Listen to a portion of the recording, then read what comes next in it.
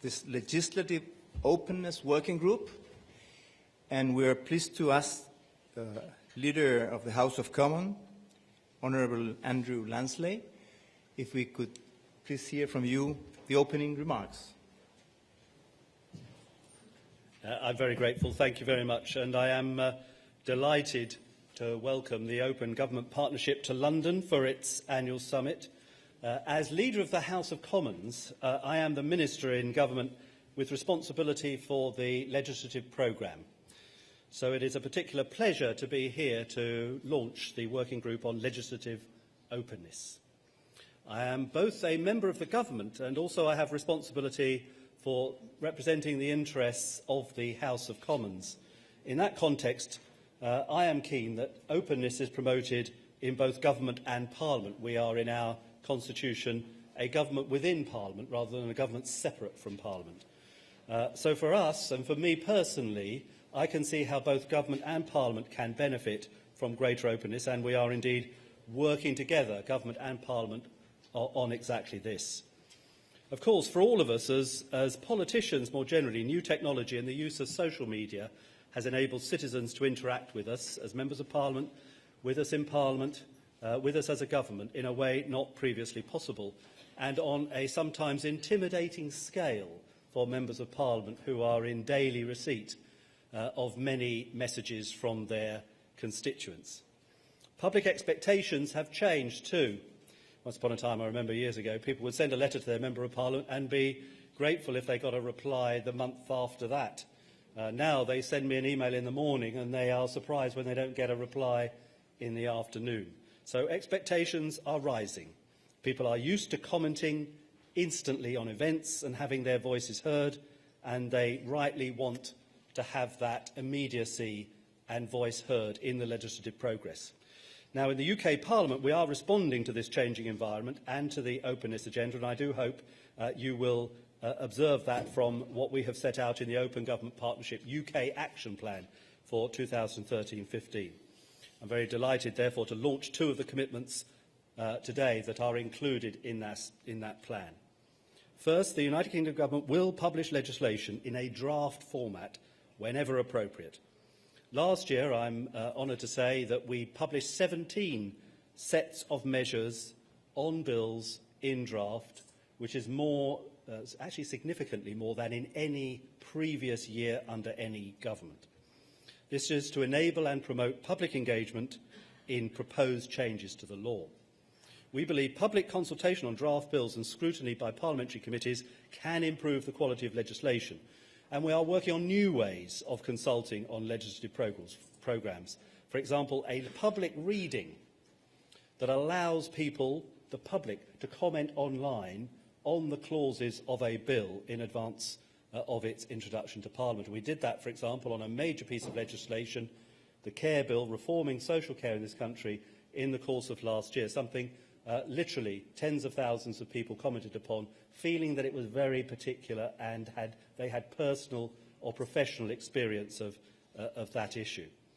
Secondly, the United Government will bring the revised versions of primary legislation on legislation.gov.uk up to date by the end of 2015, and we will keep them up to date subsequently. That is part of our commitment to the Government's Good Law initiative, aimed at making the law more accessible to everyone. Updated legislation that shows the current state of the law is essential for those trying to understand and comply with that law. Our coalition government here in the United Kingdom, already demonstrated to be the most transparent ever, will push forward on this agenda. We are publishing more information in greater detail about how public money is spent. We are publishing details of meetings between ministers and outside organisations. We are seeking to improve the ability of our citizens to make representations to Parliament and Government via online petitions.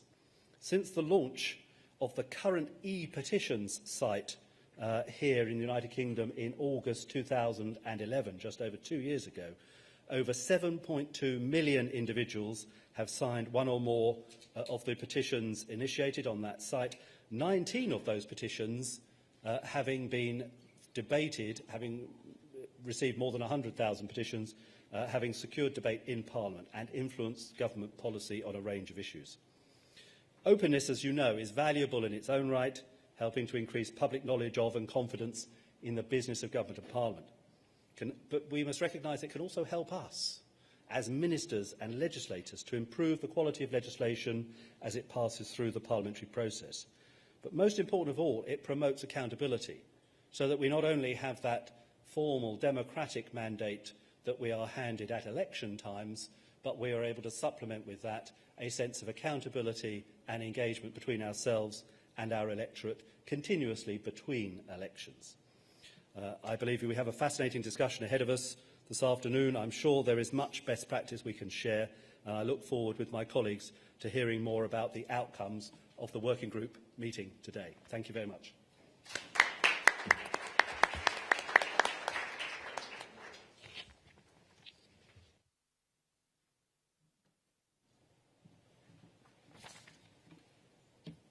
Thank you, Leader Lansley, for your remarks. I want to make some brief comments before this journey is developed. The first one is related to the relevance of OGP that happened to me when I knew about it. I think we were developing in Chile a legal framework for transparency, right of access, and things of that sort. When I knew about this initiative that was going to be launched at the United Nations in 2012, we had a feeling of sharing the same principles, the feeling of having an interesting partnership that's going to be ruling this new institution, governments and civil societies, which are really sometimes contrasted one with another. Civil societies are, in a way, institutions that are oversighting and having control of governments, but they decided to work together to promote these principles. And the third thing that impressed me most was the methodology. They were to work it in a very simple way. Each country was to develop an action plan by its own interests, and there was just going to be an independent evaluation at the end of the period. Simple, clear, and outstanding. I thought this is a very interesting institution. My following question was, why is this restraint to government? Why is Parliament out of this institution? So we started working on this and thinking that, for instance, those action plans, part of them were to promote bills in these areas, and they were to need parliaments in order to make them possible. On the other hand, even though the governments are democratically elected and they require the majority, they are not representative of the whole political spectrum, whereas Congress meets the majorities with the minorities. So it's more the house of democracy, and if the purpose is to integrate citizens with the authorities, there's a more stronger reason so as to make the parliaments a part of this institution. And at the same time, we politicians, members of parliament, are going through a representative crisis quite strong, with a big distrust of the people. And we need, again, to mingle things together. So we thought we had to do something and see how we can go through this area. In the meantime, in Chile, we kept on promoting these activities. In fact, the whole legal framework for open government and open parliament has been obtained through parliamentary initiatives. The amendment of the Constitution, which included these principles, the Transparency Act of Information and Transparency is again an initiative of members of parliament that was enhanced and improved by the government, but still it remains as a parliamentary initiative. And we started working not only within our scope, but also internationally. We developed a network in Latin America that is composed today for about 10 to 11 Paraguays joining in, and it would be the 11th member. We have some senators here from Paraguay interested in this area. And we are starting to develop this from the parliaments. On the other hand, within our Congress, we thought proper to have a committee of both houses, which is not very common. Each house has its own committees. We thought, why don't we have a bicameral committee on transparency that would not only put together senators and deputies, but also people from different political parties. We don't want this to be an ideological issue. It's a question of state, so we have to work all together in this area. And so we did. And doing this, we began to receive support of different institutions, such as GOPAC, IDB, OAS, UNDP. And so we finally decided to put through our organization this network that we had created with a baptism certificate, which was the Declaration of Santiago. That's accessible for you in different areas. Probably you have them in your papers.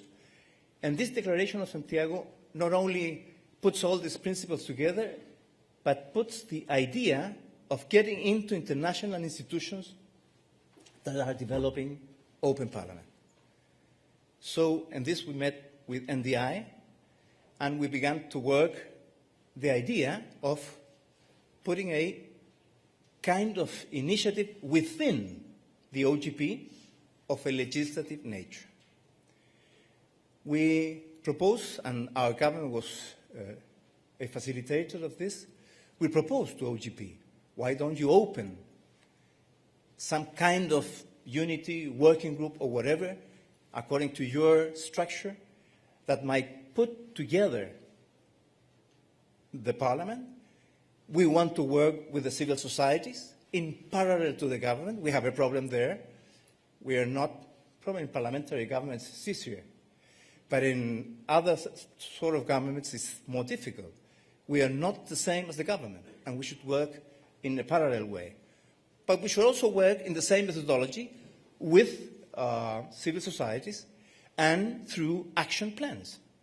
In fact, we developed an action plan. It's also at your disposal, because we can do it.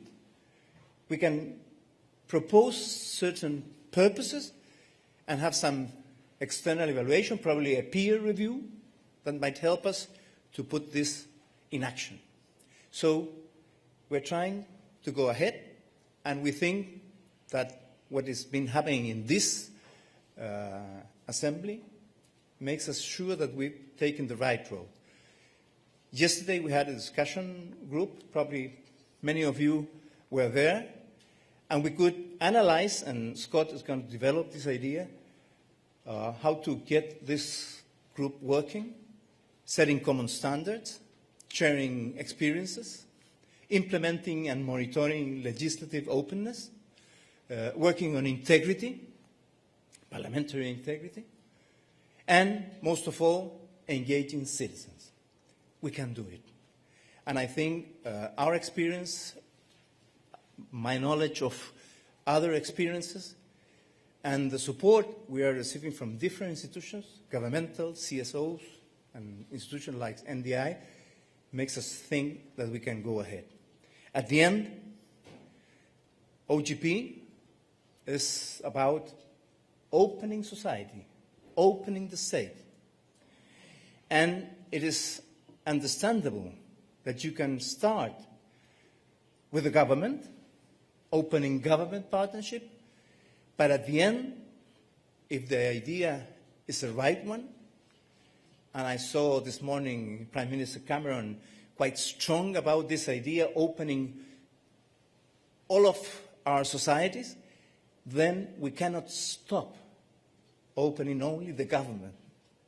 We have to open the parliament and join it in this institution, and the judiciary, and the municipalities, and whatever public organization exists in our country. We should all be ruled in different ways according to our nature, institutional nature, the way that we are going to develop these principles. If at the end, as I said, this is about engaging citizens, empowering citizens, then we cannot stop only in opening the government. We have to open all society. This, at the end, will make sure that democracy is deepened and improved. Many thanks.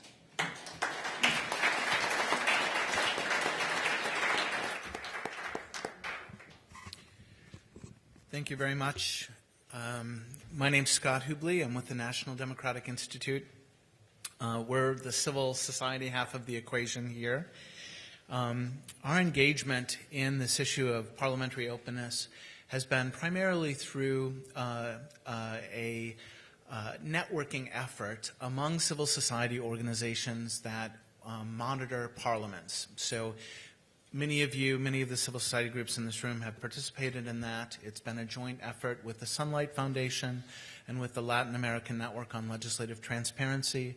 But if you go to openingparliament.org, you'll see a very active blog that's designed to share best practice among civil society organizations that are monitoring and supporting parliamentary reform. Andrew Mandelbaum, a colleague, will be explaining a little bit about a joint project of that initiative, or a joint outcome, the Declaration on Parliamentary Openness. There are copies in the back, so I won't mention that, but I will try and just recap a little bit the discussion in a working meeting that we had yesterday of this working group. First of all, there's been just extremely strong interest in this from governments and parliaments. 21 countries have to date expressed their intent to participate in this working group. And I can just run through the countries quickly for those of you that are interested, but Armenia, Argentina, Brazil, Chile, Colombia, Croatia, Dominican Republic, Estonia, Finland, Georgia, Ghana, Honduras, Indonesia, Israel, Italy, Jordan, Mexico, Moldova, Paraguay, the UK, and Uruguay. So broad interest by many parliaments, even stronger interest by the civil society sector.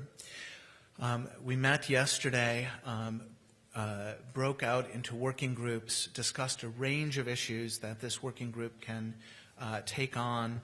I think in terms of process, the idea is to be very inclusive and participatory and not exclude any civil society group that's interested. If you weren't at the working group meeting yesterday and want to participate, see my colleague Dan Swisslow, Andrew Mandelbaum, or Juan Pablo Almeida from the Bicameral Commission. We'll make sure that we put you on our mailing list. Based on the discussion yesterday, we're putting together a essentially mission statement for the working group and a work plan based on expressions of interest by different partners to kind of advance different parts of this agenda and take the lead on different parts. There were 4 kind of breakout sessions, which I'll just mention to give you a sense of the range of issues that I think there's interest in this working group addressing. There was a breakout session on common standards for parliamentary transparency and norms, sharing best practice. There was another breakout session on issues of assessing and monitoring parliamentary commitments and kind of the methodology that Senator Larraín mentioned, perhaps the development of parallel action plans by parliaments and what that process might look like. There was a very vibrant discussion on online and offline tools for citizen participation in the legislative process, what tools are being used to allow citizens to comment more in real time on the legislative process. And then lastly, a breakout session on the issues of legislative integrity and anti-corruption and how that fits into the opening Parliament agenda. So a very full agenda, and will require partnership by a broad range of parliaments and civil society organizations to advance this. So we look forward to working with all of you. The next step, as I said, there will be a draft mission statement and work plan that we'll put out using one of these tools. We've used publicmarkup.org to solicit public comments on this work plan. So we look for all of your engagement in this. There'll be information on the OGP website on additional ways to engage going forward. But with that, I'd like to move to the next part of the program. We'll have 3 short presentations on what this can look like on the ground. There's been a lot of discussion so far at the summit on challenging us to make sure that our actions as OGP have real impacts on the ground. So we'll start with some presentations on what that can look like, and then move to a panel discussion. But if we can have our first presentation from Permanent Secretary Heaton, who will talk a little bit about the UK's Good Law initiative. Scott, thank you very much. Congratulations to the NDI and to the Bicameral Commission in Chile for co-anchoring this inspiring working group. There are 8 competing events going on in the building at the moment, and the fact that we've got a full house suggests that there's a fantastic degree of interest in this initiative. So congratulations. My name's Richard Heaton. I'm not, I should say, a parliamentarian or a minister or a politician of any description. I'm a civil servant and a lawyer. I've worked with government, preparing government legislation to be introduced into Parliament for about 20 years. And it occurred to me the other day that my job would be much easier, actually, if Parliament didn't exist. It would be much easier, much simpler to make laws. The process would be much quicker. There'd be fewer compromises, less negotiation. And I must say, I wouldn't like my job if Parliament didn't exist. It wouldn't be a rewarding job at all. Law's legitimacy in a democracy is what makes it so compelling and so interesting and so important. Law's origin as a democratic product reflects our society, our values, our history. It allows businesses to operate with confidence. It regulates banks and doctors and buildings. And it has authority because we've given it authority as participants in a democracy. And that's really, really important. Openness, then, in the lawmaking process is important because, as the speakers have said, it builds trust in institutions, it strengthens the rule of law. It's good, as the leader said, good for the law itself. The wisdom of citizens, the wisdom of future users will help the lawmakers frame better laws. And that's the subject of the first UK commitment that the leader mentioned. But it's the citizen as the user of law that I want to talk about, because I don't think it's quite enough for us to talk about citizen engagement in the legislative process alone.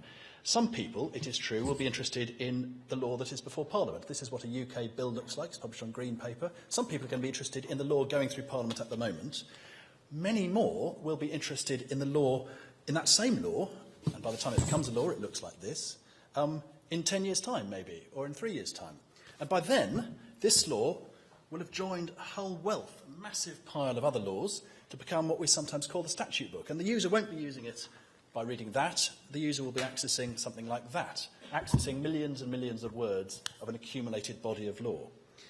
So, with all its complexity and interdependencies and difficulty, our aim then, I think, must be to create law that engaged citizens and future users can find and understand. And this is what we're calling good law. So this means a number of things. It means looking at how we write laws. It means looking at the whole architecture of the statute book, how it all fits together. It means looking at the amount and the quality of the legislation that we pass. And it also means looking at how we publish it. And the reason this is important and exciting and so current right now, 2 reasons. First of all, people really are, for the first time in history, they really are reading laws for the first time. Millions of them in the UK alone, millions of them are accessing the law for the first time. The law has kind of escaped from law libraries and advocates' chambers. So people are actually using the law for the first time, which actually puts a huge responsibility on us. It makes us accountable to the public, really, in a very new way. Second reason is the growth in computing power and data science and data analytics. Our ability to make sense of complicated data means that the accumulated weight of law needn't be as difficult as it is. We can make it better. So here are some challenges under the good law label that we've set ourselves and some of what we're doing to meet them. And I hope they might resonate with some of you in other jurisdictions and countries as well. First of all, the leader mentioned this, it's our second UK commitment. Question, is our law, is your law, bang up to date, online and accessible and authoritative? Is it? We've been working really hard on this. We think we will get there, and our commitment is to get there by the end of 2015. The entire statute book will be in a perpetual, bang-up-to-date state for the first time. So that's the first thing. Is your law up-to-date, bang-up-to-date, online and authoritative? Second challenge, can a well-informed citizen, not a lawyer necessarily, can a well-informed citizen find the relevant piece of law on, say, planning without the help of a lawyer? Sometimes I'm accused of wanting to put lawyers out of a job. I'm not. Lawyers have got tons of work to do, interpreting the law, working on disputes, negotiating, all the rest of it. But it seems to me that if we admit that looking up the law, just finding it, requires the use of a lawyer, I think we're admitting defeat. So what are we doing? We're experimenting with signposting material in law itself to help the navigation. We're experimenting with the use of hyperlinks from one piece of law to another. We've made our entire statute database open source so that people and commercial users can link to it and can incorporate it in their own material. Third challenge. So when a citizen finds a bit of law in all that mountain of law, can they understand it? There is no point having, for example, a crowdsourced constitution if law is written in impenetrable language. So can they find it? Big challenge for us as law drafters. We're asking for the first time, it may sound surprising, we're asking for the first time, we're asking real users. We're asking real users to come in, use law on the screen, tell us what they find difficult, what they find easy. We're also looking at we also recognise that the engaged citizen who wants to know about the law going through Parliament will need some help, because law is always going to be complicated. So we're looking at the material, the explanatory material that we publish with bills to help the citizen, and also to help the parliamentarian. After all, it is not a functioning democracy if parliamentarians don't fully understand the law they're being asked to pass. And the fourth challenge, for the technical amongst you, are we using the very best data science in the business of lawmaking and law publishing? Our ambition in the UK is to build a single platform for writing laws, amending laws in Parliament, publishing them and reading them. It will be open standard, it will be open source, and it could be really transformational, because the first time the citizen out there will be accessing the very stuff that's been through Parliament that we've drafted, and it opens all sorts of possibilities about co-authorship. So my conclusion is that law and lawmaking are simply too important to be left in obscurity. And the point of good law, for me, on this Open Government Partnership Day, is to welcome law to the world of transparency and the world of open data. Thank you very much.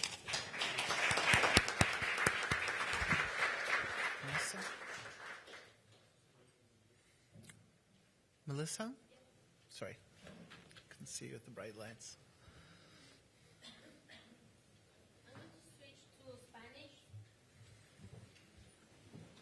Going to switch to Spanish. Thank you.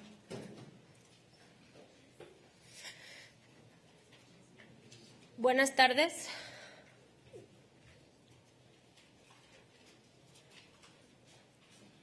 Ready?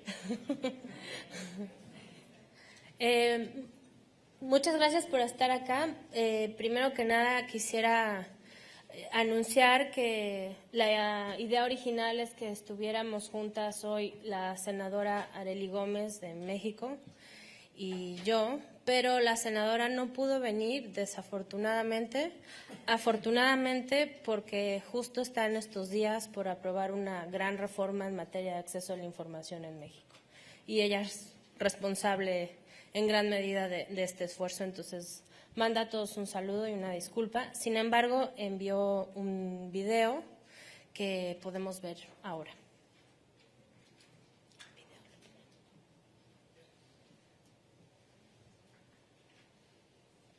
Hola amigas y amigos, agradezco la invitación para participar en la presentación del grupo de trabajo especializado en Parlamento Abierto.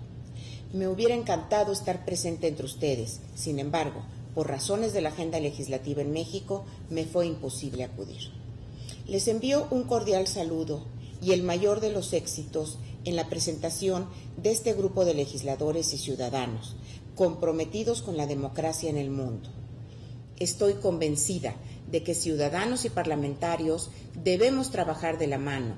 Le agradezco a Melissa Ortiz la presentación conjunta que haremos sobre la construcción de la relación entre la sociedad civil y el gobierno. El entendimiento del sistema democrático implica la apertura y protección de todos los espacios deliberativos. Los órganos legislativos, integrados por representantes populares, son un foro privilegiado para la discusión de ideas y generación de acuerdos. El Parlamento abierto es aquel que conduce su información bajo principios de apertura, inclusión, transparencia, sencillez y accesibilidad, así como el que decide comunicarse eficazmente con la ciudadanía.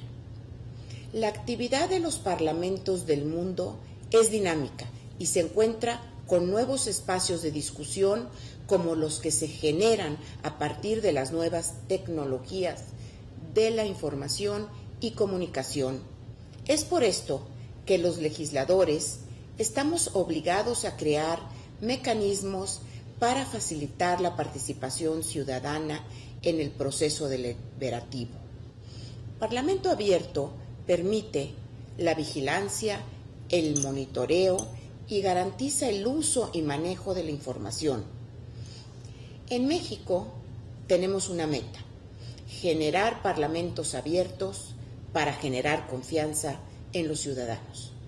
En este sentido, el Senado mexicano ha adoptado estándares internacionales para rendir cuentas al ciudadano y hacerlo partícipe en nuestras actividades.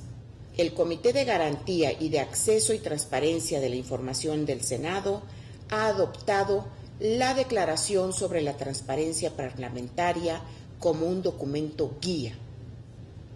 En conclusión, en México no solo hemos decidido participar permanentemente en los trabajos de gobierno y Parlamento abierto, sino que estamos convencidos que la participación de los ciudadanos en la deliberación de los asuntos públicos enriquece a nuestra democracia.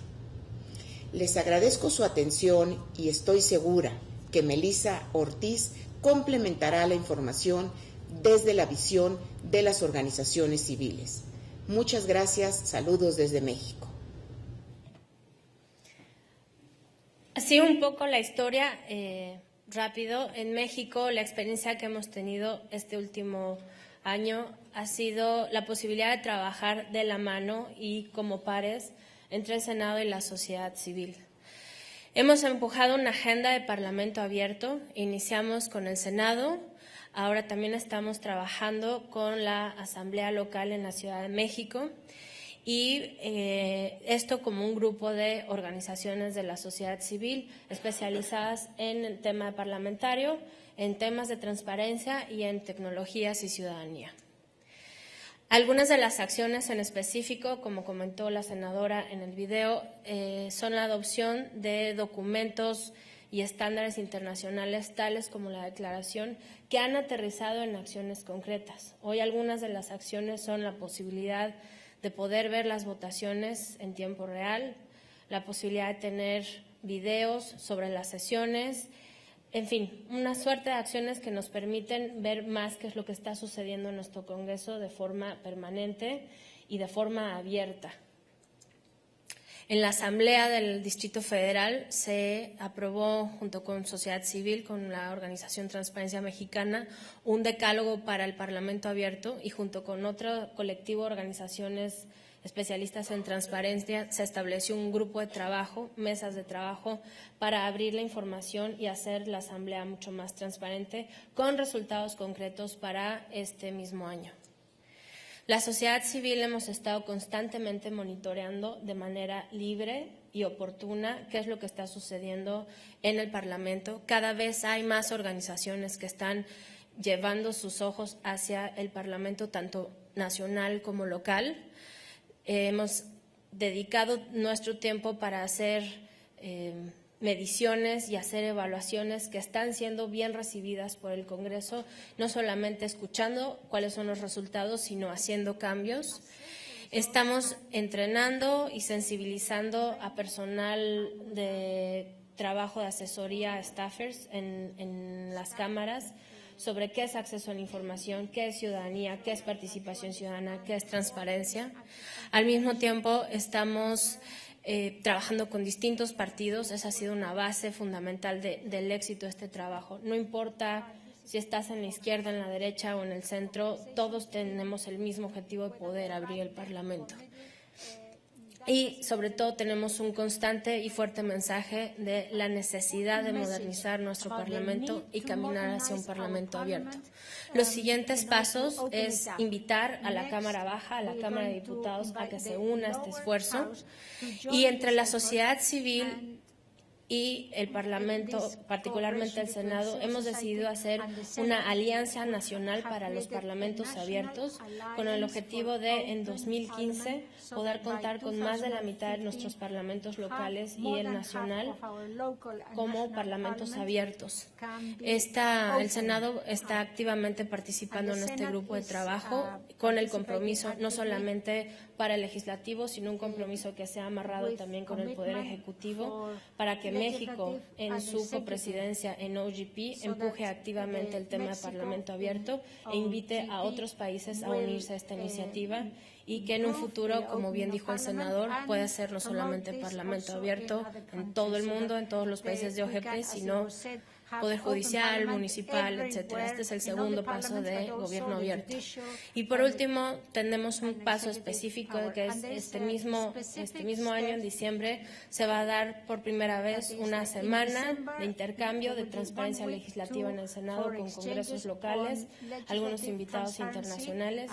Si alguien puede pagar su viaje a México, están más que bienvenidas y bienvenidos. Y les agradecemos mucho este tiempo. Cualquier pregunta, estamos a su disposición. Gracias.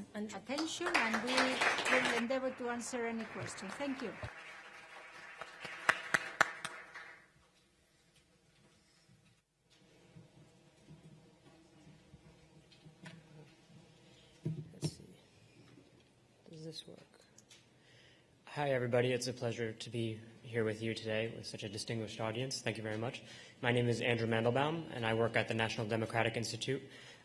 This is my colleague, Vuka Crnjanski, from CRTA in Serbia. We're going to talk about the Declaration on Parliamentary Openness, which is a call developed collaboratively by parliamentary monitoring organizations or civil society groups that monitor parliaments around the world.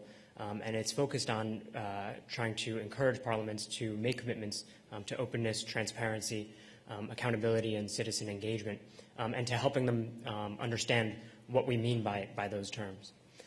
It was initiated at a conference that NDI hosted with the Sunlight Foundation and the Latin American Network for Legislative Transparency in Washington in 2012. And it took a couple of months through online and offline engagement to sort of hammer out a final document. And it was launched ultimately at the World e-Parliament Conference, which took place at the Italian Chamber of Deputies. Today, the declaration is endorsed by 135 parliamentary monitoring organizations from over 75 countries, and the numbers continue to climb every week. It's also available in 18 languages, all of which have been drafted by organizations themselves.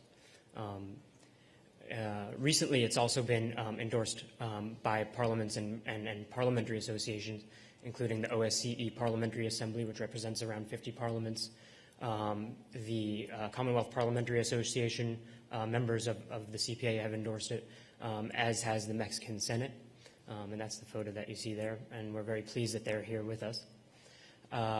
Just a quick word on what's in this declaration. It has 44 provisions in 4 sections. The first is about a culture of parliamentary openness, essentially that parliamentary information belongs to the citizens and that the citizens should be able to reuse it and share it as they so choose. That parliaments should be involved in drafting legislation and conducting oversight that helps enhance openness throughout society, and not just of parliament, but government openness as well.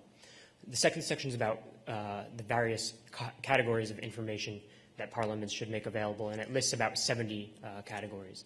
The third section is about easing access to parliamentary information.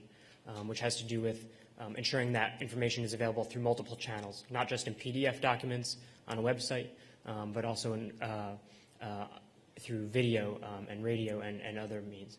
And the final section is about electronic access.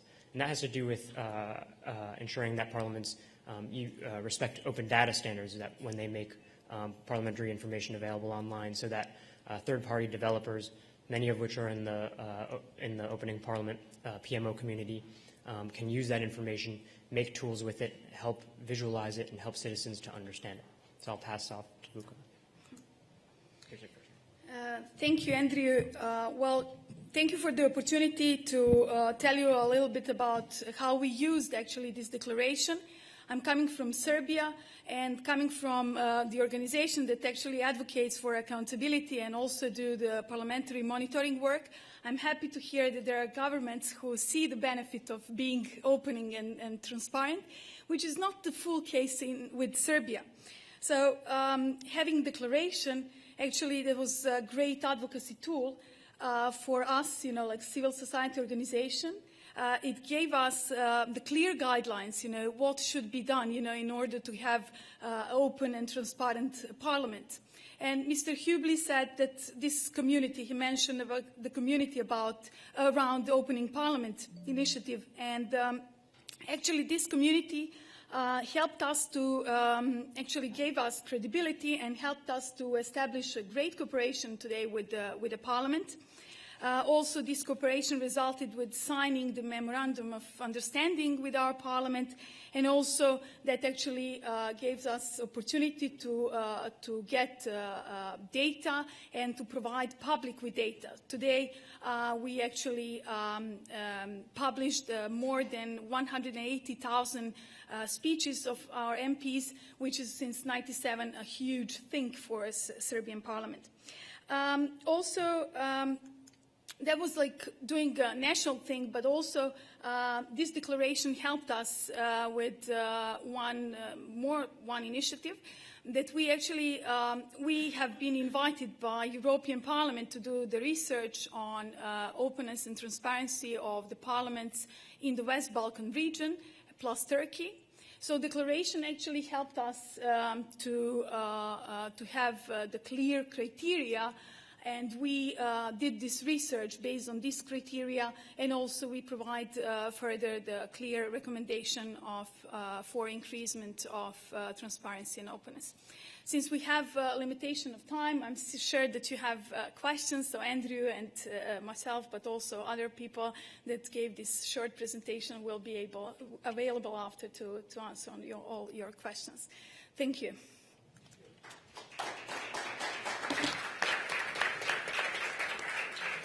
Great. I'd like to thank all of our presenters and the first part of the panel. And if I can ask Senator Larraín to stay, and the rest of our panelists and our moderator to come up to lead the discussion on the first part of the program. Thank you.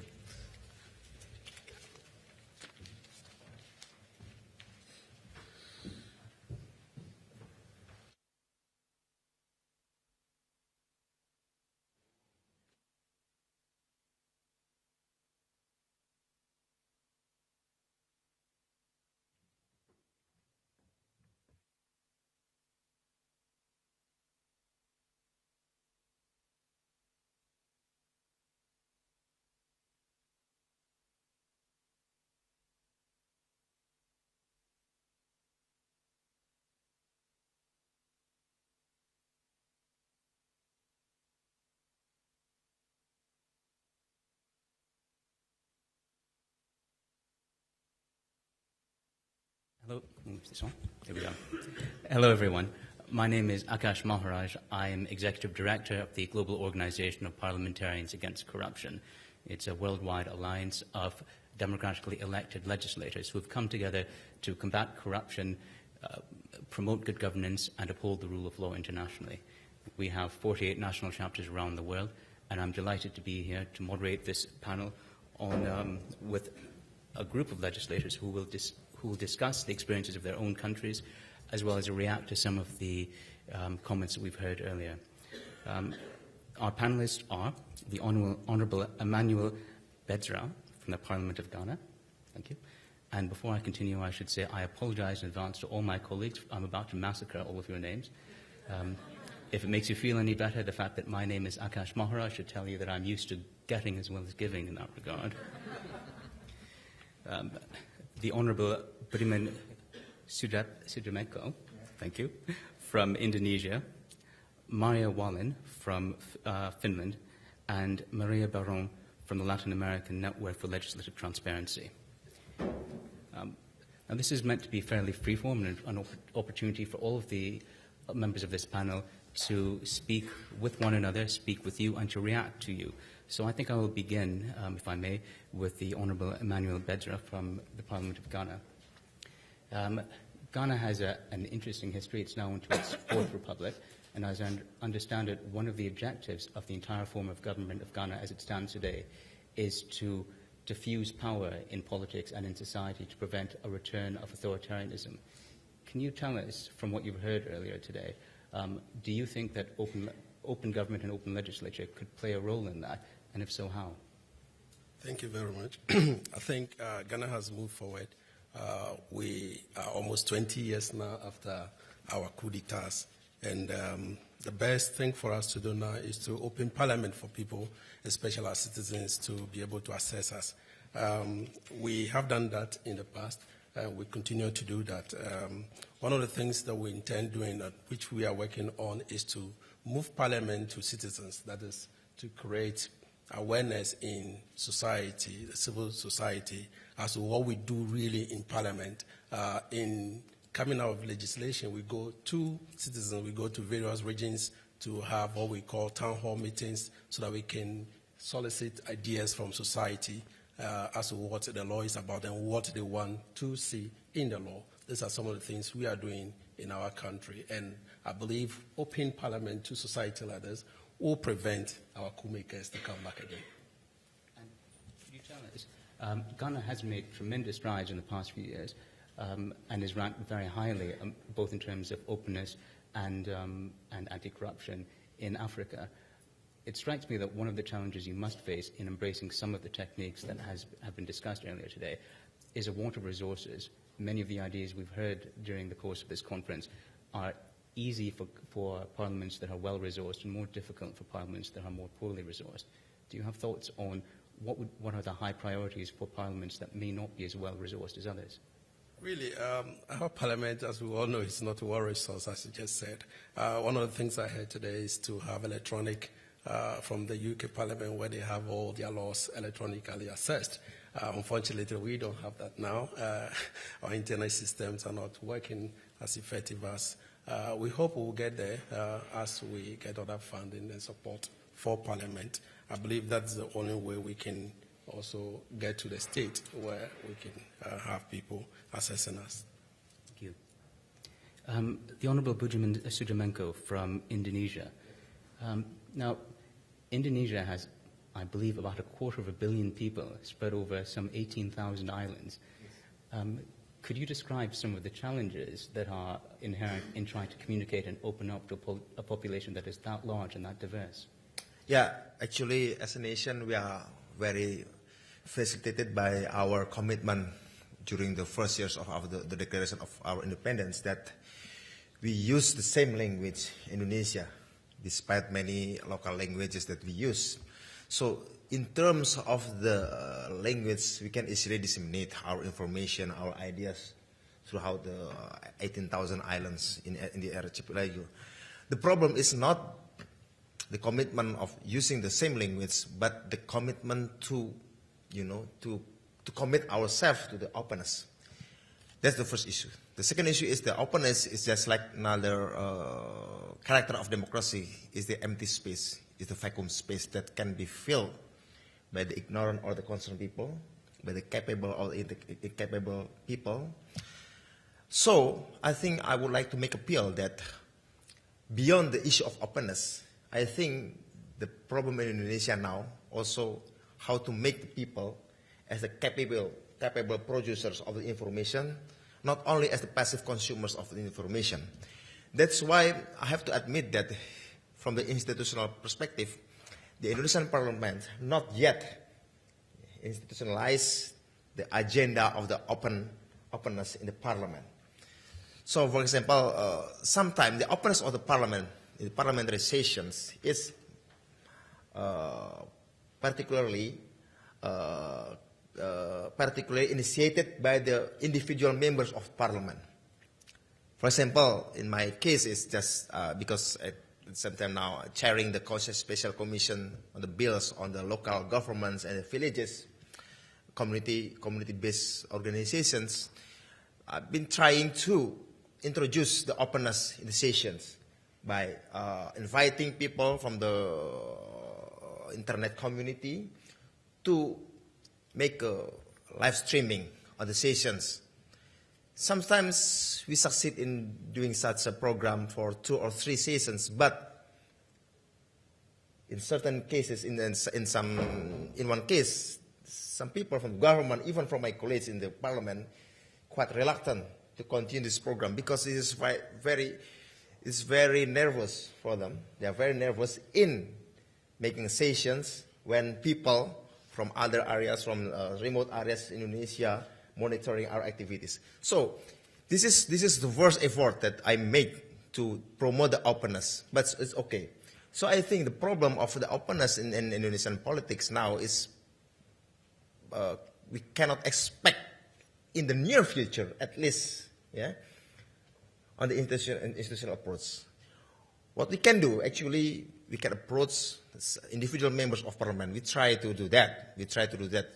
Asking my colleagues also when they make sessions on the certain bills or certain issues, to ask the people from the community to make some live streaming session. So that's the first issue that I would like to raise. And then the second one is how to make the people not only as the passive consumers of the information, but also as the participant in co-producing the informations.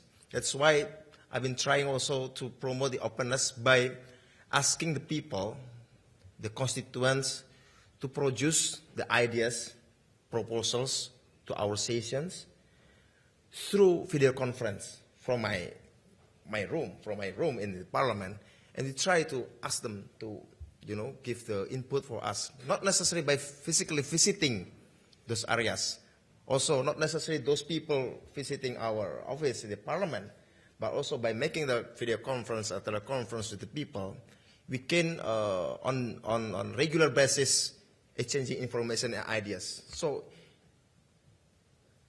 to treat it as a collective effort, I think it takes time.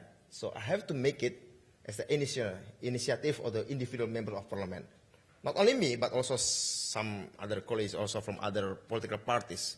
They agree to do that, and most of them are the young politicians that trying to, promote the openness, because this is quite, in the Indonesian Parliament, is quite new issue. Of course, the government of Indonesia trying to promote the open government. I already talked with the minister, and I try to figure out what happens, and then it's very, very good, very progressive. So the point is, now our challenge in Indonesia is to give awareness to the political leaders, to the political parties in the Parliament. That's the point, that the main challenge that we are facing in Indonesia in the next 1 or 2 years. But hopefully we can achieve such. Thank you. Thank you. It's an interesting point in terms of the desire to have the population become more than passive consumers of information, and some of the nervousness of representatives in engaging that process. Is the appetite for public involvement for the public to know what's going on in their legislatures, and the feeling of parliamentarians responding to that, is that in some way shaped by, or how is it shaped by the fact that Parliament was empowered as a result of mass protest, as a result of the 1998 riots that brought down Suharno? Do the people feel that they now know enough? Do legislators feel more nervous because what has brought down one government might bring down another? Yeah, in one way, yeah, in a way that, because, the political recruitment itself in the Indonesian parliament, mostly not from the vibrant political or activities that connected with the people's issue. Yeah? Unlike maybe, for example, in Latin America, most of the parliament or the political activists mostly come from the social activity, social movement, be it union or peasant association or cooperative movement or women association. Most of the Indonesian parliament mostly come from corporate sectors, other than from social movement. So it is quite ironic that the openness of the politics is considered as the intervention to the private sector interests instead of they consider themselves as, public officials. So this is it's related to the source of the political recruitment itself. Yeah. But from my experience, most of the members of parliament that come from, the social activities, NGOs or union or etc., they're very welcoming this issue, very welcoming the issue. And then from those kind of political, from the people's representative in the parliament, that I start to promote this openness.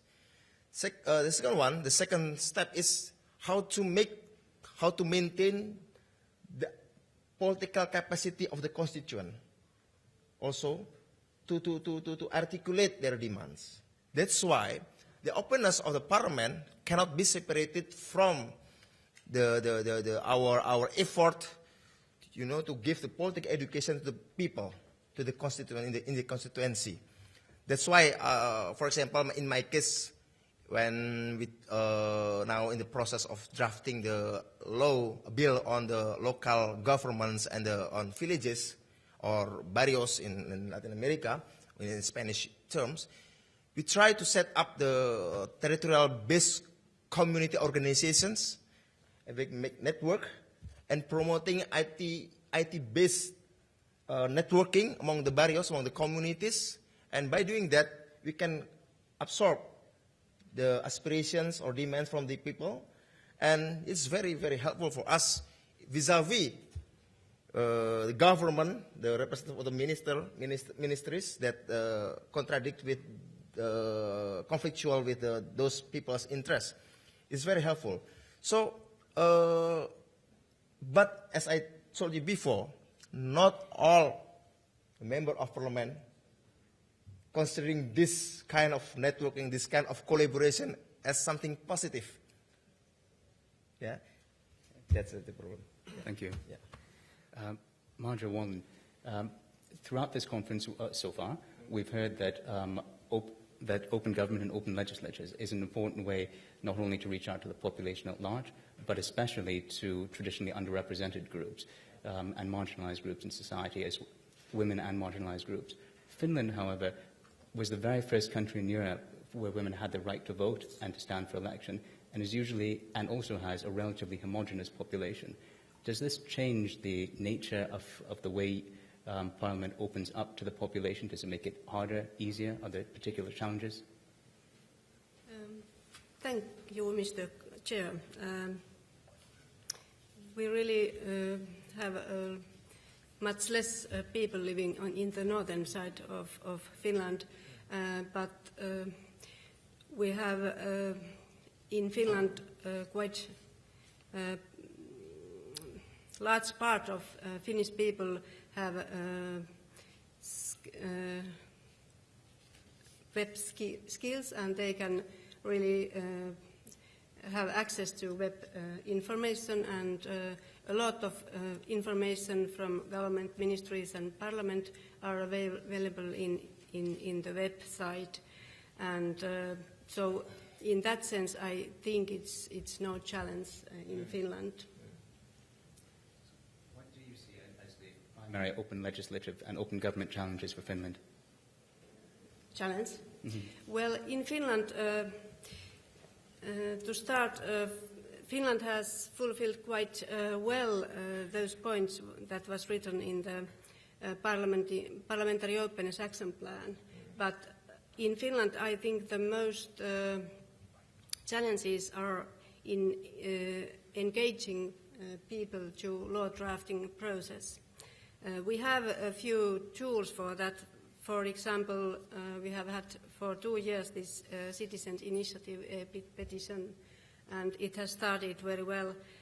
And also we have this crowdsourcing pilot case, and it seems to be a very good tool to engage people in law drafting.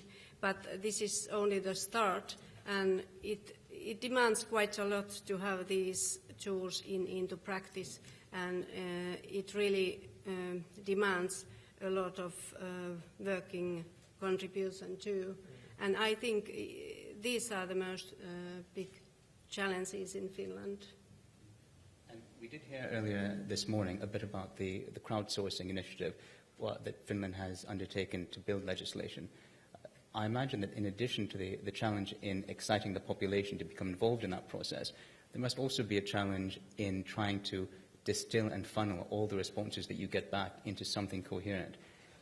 Could you give us a sense of how Finland's parliament does that? How do you take a mass of responses from a mass population and produce from it something that is coherent, something that is balanced, and something that will satisfy the people who gave what I imagine must be often mutually contradictory advice? In this crowdsourcing case, it was organized by the Committee for the Future, and the experiences were quite promising, and especially because it's easy way to get information from grassroots. But in future, it's meant to be a tool for government. And in our parliament, we have this quite a lot of information available, but challenge is maybe the committee meetings that are closed, but I think it's quite normal, and there are quite many reasons for that, and it's in the constitution. So at the moment, I would say that committees arrange public hearings, and that's something for citizens. They can be in spot, or they can follow the hearing on the website. And it's quite important to see which kind of information committee is getting. And that too is one tool that should be used more often. Thank you.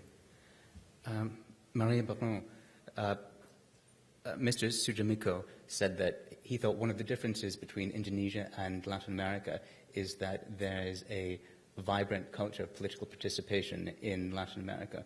Would you agree that that's true? And if so, has that been valued by parliamentarians, or has it been feared by parliamentarians?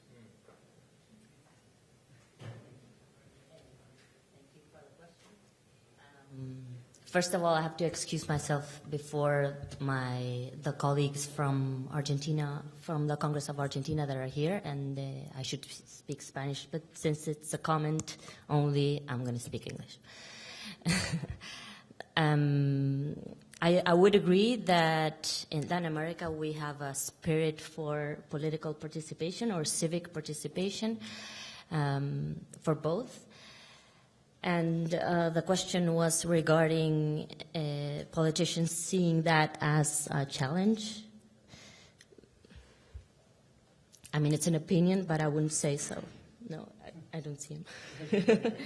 I wouldn't say so, no.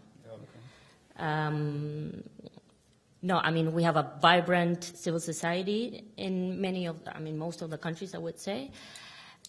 We have challenges in terms of communication between civil society and political parties, or parties that have participation in Congress in that sense. But I don't think they see it as a challenge or as a no. I wouldn't say so. No. And so, do you think that the drive for opening up legislatures and opening up government more generally, has that come primarily from civil society, primarily from legislators, a combination of the two? For most of the countries, I would say it came from civil society organizations, and from civil society organizations themselves, not from civil society as a whole. Yes, I think that our network is a result of that. For example, we're more or less 20 organizations that come from 10 different countries, and we have organized ourselves behind the challenges that we've had each in our countries that are more or less the same. And so we have organized our agenda. We have established what we want to do in the next years. We have built the stage of each of the congresses of the region. We have developed an index on how to measure transparency in each of our congresses. You know, this is like a usual conversation that most of the organizations have with their own Congress, you know, open up and then Congress says back, we have already done so, or we don't want to, whatever. And so this index gives us like a more deep conversation in the sense that you should open up in this area and not in that one, you know. And also it gives us a sort of a comparison on every year, you know, the progress or the setbacks of each country over the years. So that's a tool that we've used or that we are using, and I think that it's a good tool for establish a more permanent communication with our congresses, I would say. And as the one member of Parliament, or sorry, one member of the panel, sorry, who is active across many different countries, has there been a single initiative, technique, tool that you found that has been most effective in opening up legislatures in many different countries, or is it difficult to generalize? No. I mean, I have many. You mean tools from civil society or from the congresses themselves? The question is, if you were advising a legislature that was trying to open itself up and become more open to society, and you were, or Congress, and you were to say to them, the one thing that has worked most consistently and most effectively across the countries in which your network has been involved, what would that be? Of course, it would depend on the profound change they want to make and the stage where they are at the moment. But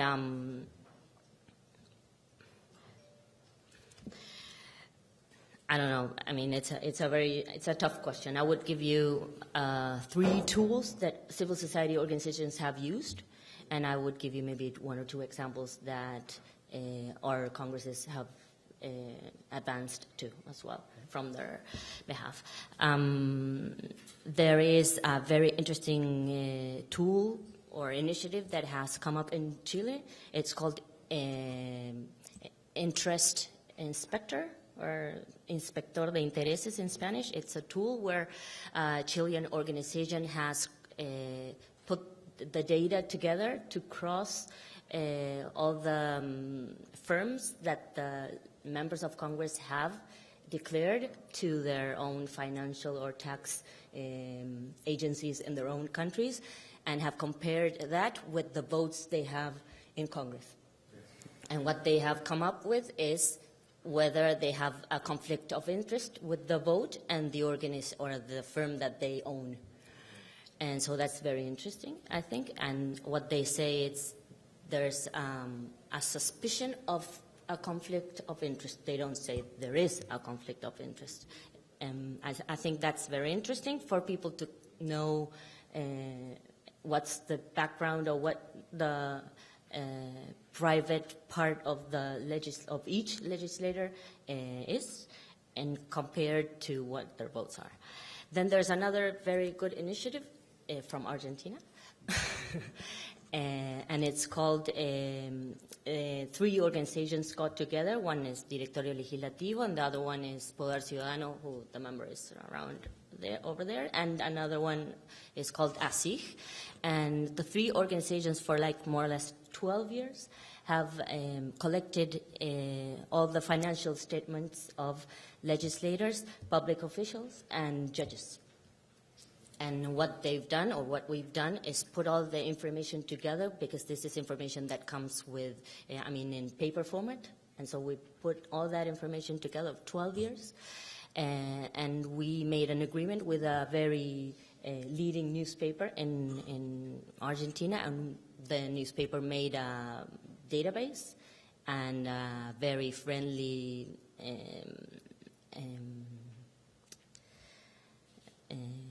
visualization, and so and a search engine. And so as from like 2 weeks back, you can see all the properties and all the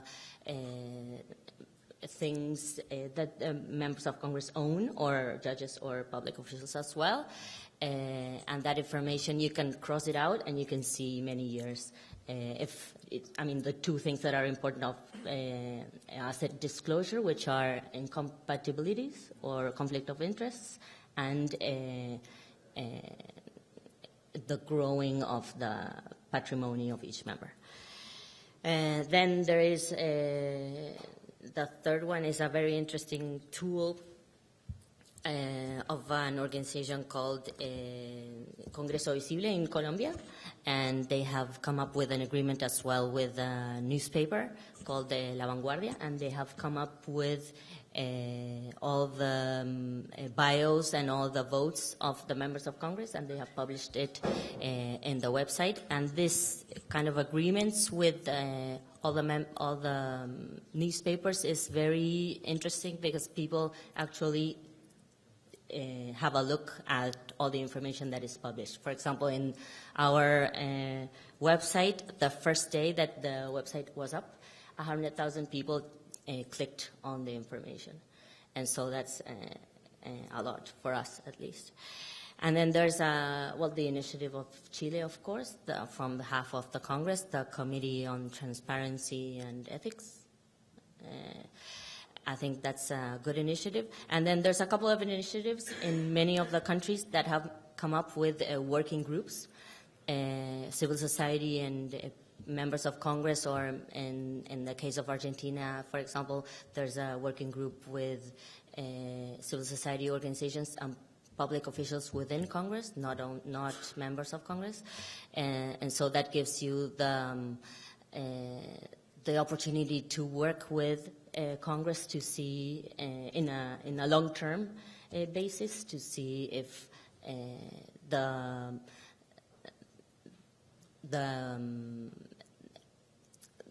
agenda of the NGOs match and can be worked with Congress. Thank you very much. I'm conscious that we're racing towards the end of our period, so I will ask one last question to one of our co-hosts, Senator Lorraine.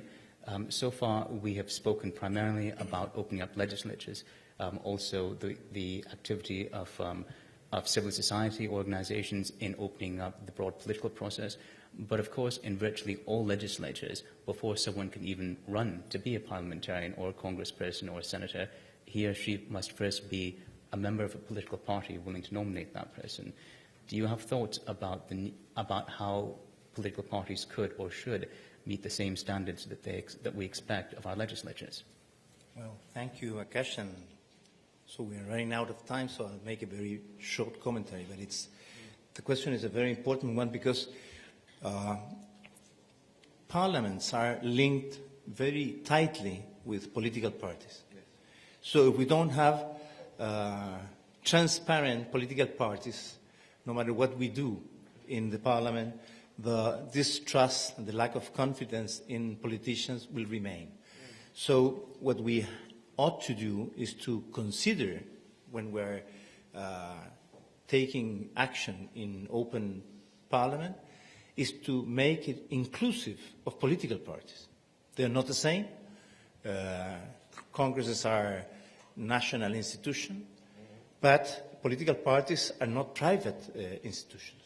They are just in the midway. So we need to make this part of our discussions, which is something very relevant to consider.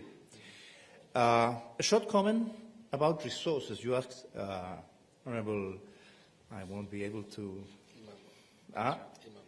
Imambo. sorry, about the cost of opening Parliament.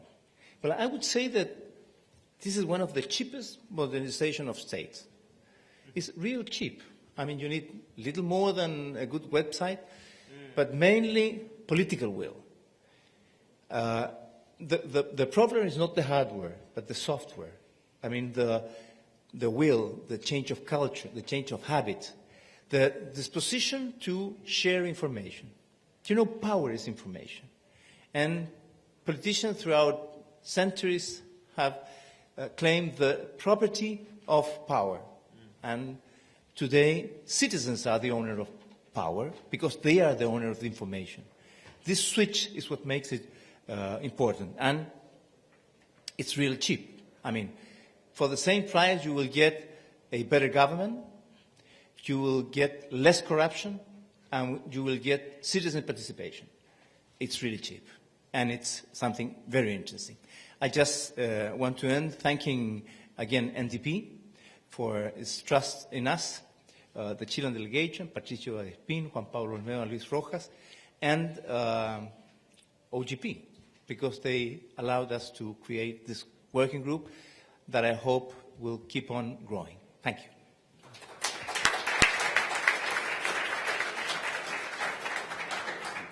And on your behalf, I'll thank once again our panelists, Emmanuel from Ghana, Budiman from Indonesia, Maja from Finland, and Maria from Latin America. Thank you very much.